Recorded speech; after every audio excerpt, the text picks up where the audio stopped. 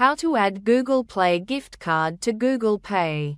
Adding a Google Play gift card to your Google account is simple. Once added, the balance can be used for purchases on Google Play or apps connected to Google Pay. To add Google Play gift card to Google Pay, follow these steps.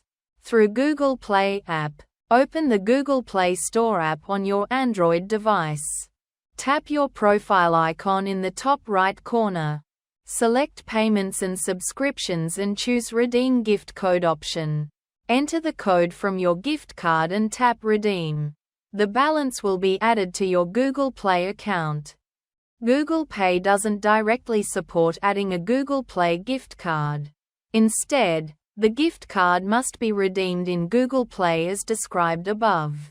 Once redeemed, the balance can be accessed via Google Play for compatible purchases. Thanks for watching.